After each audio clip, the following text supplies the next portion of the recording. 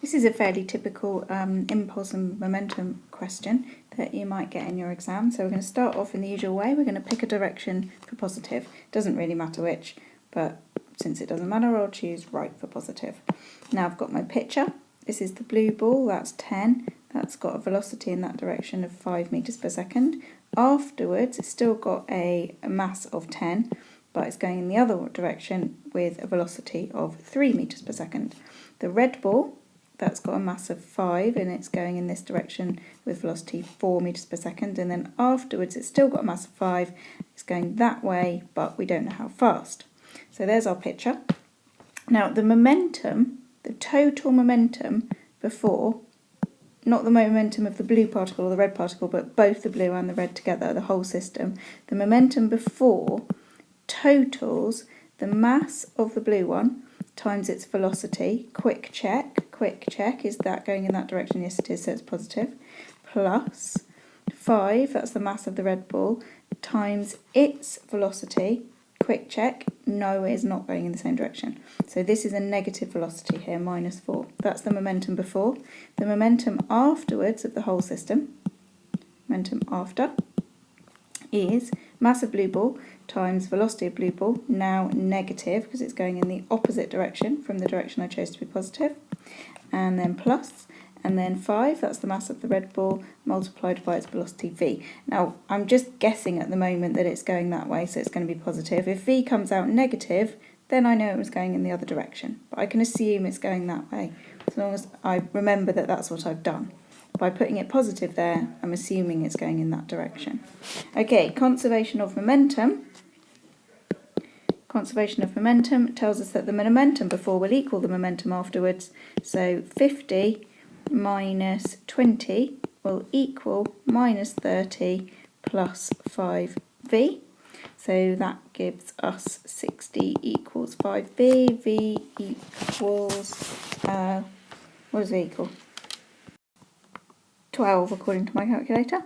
12 meters per second. Now, what is the magnitude of the impulse on the blue ball? So I am the blue ball. Here I am, I'm the blue ball.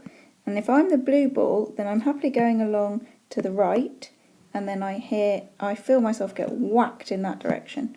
So the direction I'm going to take to be positive now is this one. I'm making a note of that because that's the way the ball, the blue ball, which is me, that's the way that feels the impulse. So before, there's me doing 5, and afterwards there's, oops, that's the wrong direction, I was going that way. Now afterwards I'm going that way doing 3, still got a mass of 10. The impulse is the change in my momentum, my blue ball momentum, mv minus mu, so that's going to equal my mass times my final velocity, which is 3 in a positive direction, minus my mass, 10, times my initial velocity, 5, not in a positive direction, because this is in the opposite direction to the direction I'm taking to be positive. So that's going to be minus 5, so that gives me an impulse of 80 Newton seconds. And obviously, you know that the impulse on the red ball will also be 80 Newton seconds, but the impulse on the red ball will be going to the right and the impulse on the blue ball is going to the left, but they've both got a magnitude of 80. Look at this poor little girl having her tooth pulled out. These questions look like they're not the same, but they're actually identical. So let's just go ahead like we did on the last one by choosing a direction for positive. I'm going to choose to the right, since it doesn't particularly matter at the beginning. I'm not doing an impulse. So I've got the tooth, which I admit probably 3 kilograms for a tooth is a little bit excessive, but I couldn't be bothered to change the variables. And it was just a particle, which I thought was boring, so I've made a tooth and a door. But I'm not changing the mass. So 3 kilogram tooth, huge tooth, and a 6 kilogram door. At the beginning, they're connected by this string, but the string is all wobbly and the tooth isn't moving, it is still, and then the door is projected away with a speed of 3 meters per second. Then afterwards, there's the tooth, there's the string which is now taut, and afterwards they're going at the same speed because it's an inextensible string. Let's make a note of that. Speed's the same, or velocity I should say, since it's got a direction as well. The speed and the velocity is the same as the string is inextensible. It's not elastic. It can't stretch. So if the door is going at v meters per second, then so is the tooth. And this is called a jerk rather than a collision because there is no collision. Okay, now we can do our usual stuff. Let's have a look at the momentum before.